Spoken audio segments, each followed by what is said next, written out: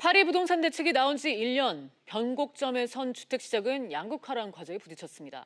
서울은 호재가 있는 지역을 중심으로 집값 강세가 이뤄지고 있고, 반면 지방의 침체는 가속화되면서 양극화는 더욱 극심해졌다는 평가가 나오고 있습니다. 이에 지방 부동산 시장 침체를 막기 위한 보완책이 필요하다는 목소리도 커지고 있는데요. 관련해서 조진희 연정부동산연구소 대표 모시고 얘기 나눠보도록 하겠습니다. 대표님 어서 오세요. 네, 안녕하세요. 이 파리 부동산 대책이 나온 지 지금 이제 1년이 지난 시점인데 최근 부동산 시장 상황에 대해서 뭐 여러 가지 분석이 나오고 있는 것 같아요. 이제 그중에서 이제 가장 대두되고 있는 게 양극화 현상인데 대표님은 현 상황을 어떻게 진단하고 계세요?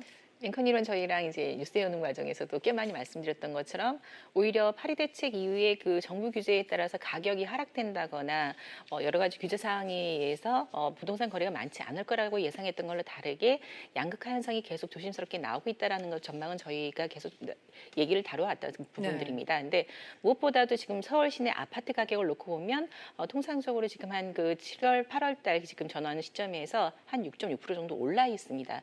작년에 대비했을 때 동일 기간에 한 4.74%에 대비해서 오히려 오른 시점이고요. 지방 같은 경우는 거의 오르지 않았다가 올해 들어서 올 7월 기준에서 마이너스 1.7% 정도로 해서 오히려 하락하고 있습니다. 말 그대로 파리 대책 이후에 오히려 그 8월 달 한 달을 제외한 나머지는 계속 꾸준히 올라서 정부의 정책을 오히려 비웃듯이 계속 서울 시내 아파트 가격은 오르고 있는 상황이라고 보시면 될 것 같습니다. 네. 근데 이것뿐만 아니라 더 큰 문제는 기존 주택 시장뿐만 아니라 신규 분양 시장에서도 양극화가 진행되고 있다는 건데 실제로 어떻게 나타나고 있습니까? 우선 2017년 그 중반기에 있던 저희가 보통 교통 호재라든가 입지 여건이 개선되고 어떤 산업단지가 추가적으로 만들어지게 되면 인구 유동에 의해서 주택 가격 그리고 또 신규 분양 시장이 화랑이 될 거라는 기대가 있었습니다. 그럼에도 불구하고 작년 기준으로 했었을 때 충북 오송 지역 같은 경우는 KTX 호재에 있는 뭐 여러 가지 조건들이 좋은 지역인데도 불구하고 청약률 한 명 그리고 아예 그것 때문에 청약 자체 그다음에 분양 시장 자체의 그 계획 자체를 보류하고 취소시킨 사례들도 있습니다. 마찬가지 신규 분양 시장에 있어서도 오히려 서울에 인접되어 있는 고양 삼성지구 같은 경우는 오히려 마이너스 나던 것들이 빠졌던 것들이 네. 가격이 오르고 미분양 자체의 대형 평수들도 오히려 지금 급하게 소진이 돼서 빠지고 있는 현상들이 있고 오히려 서울의 가격이 이제 오르기 시작하니까 그럼 이제라도 실수요 입장에서 경계선에 있는 지역들 중심으로 해서 오히려 실수요자들이 이전에 나가고 있는 그런 현상들이 나타나고 있습니다. 네.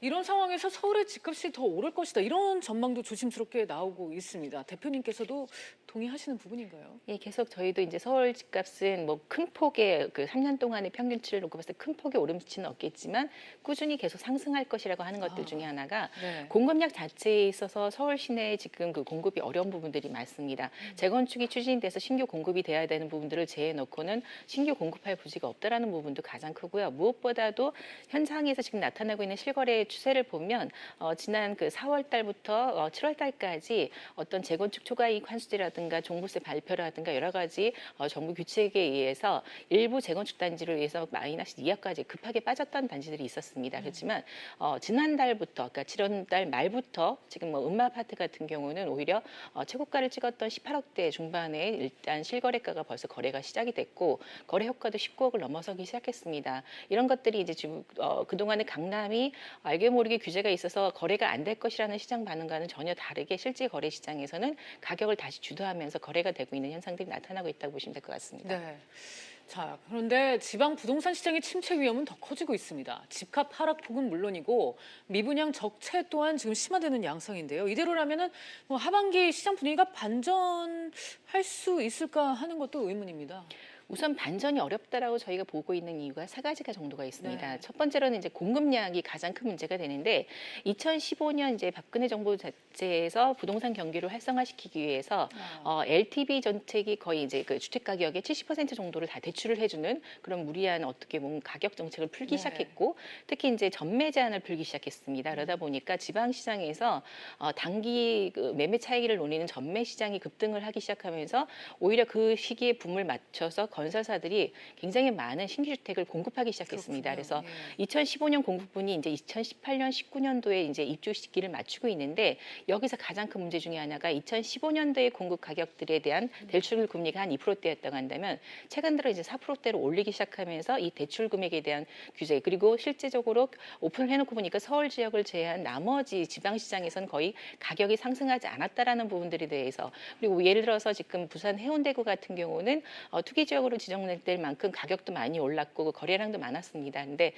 실제적으로 그 수요층들이 빠져나가고 그 실질 소유자들이 이제 뭐 필요로 하는 수요층들이 빠져나가고 나선 가격이 안정화되거나 오히려 지금 빠지는 현상들을 네. 보면서 지방시장에 굳이 지금 무리를 해서 투자를 하지 않겠다는 심리들도 많이 작용을 하고 있다고 보시면 될 것 같습니다.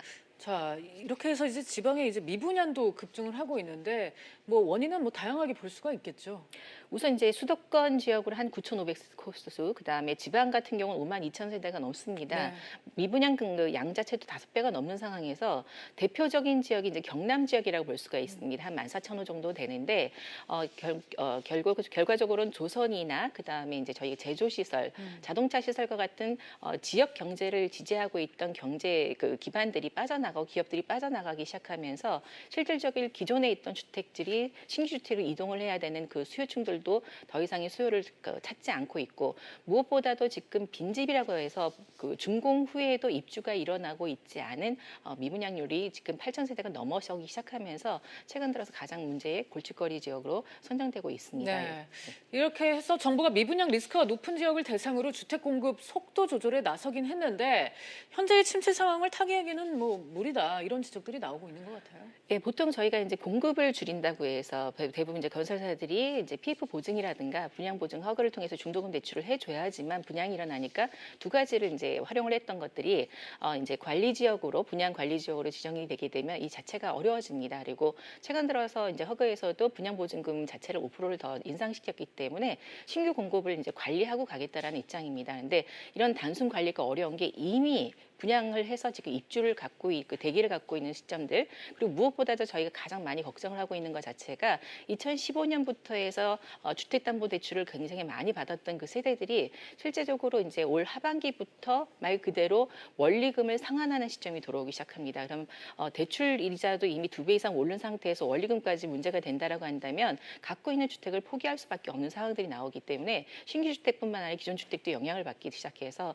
오히려 마이너스 상태가 나타나지 않겠느냐. 라는 우려를 갖고 있습니다. 네, 때문에 업계에서는 청약 위축 지역 지정 등도 거론이 되고 있습니다. 그러니까 청약 규제를 완화해서 외부 수요를 끌어들이는 건데 이거는 가능할까요? 어떻게 보세요? 예, 청약 규제를 풀어주게 되면 굉장히 좋은 조건입니다. 말 네. 그대로 청약 통장 자체를 6개월 동안 못 쓰던 것들을 이제 한 달 안에 지나고 나서 쓸 수 있고 특히 이제 미분양 관리 지역으로 지게 되면은 모든 지역에서 1순위 청약 조건이 됩니다. 그리고 전매가 가능해지고 그다음에 공공택지에서는 한 6개월 정도, 민간택지에서는 그 전매 제한 자체가 없어지게 되니까 기존에 있던 대로 이렇게 그 주택을 사서 자산 증식을 하려고 하는 세력들이 이주해 갈 것이다라고 예상을 하고 있지만 문제는 최근 3년 동안의 어떤 학습 효과라든가 실제적인 가격 현상들에 대한 통계라든가 이런 것들을 이미 시중에서 많이 알려져 있는 상태이기 때문에 굳이 미분양이 나고 있는 지역에 대해서 관리 지역에서 뭐 해제되고 청약 그 규제를 풀어준다고 해서 신규 주택을 새로 구입하겠다라고 해서 이주가 일어나기는 어렵지 않겠냐라고 보고 있습니다. 네, 이 지방 부동산 시장 침체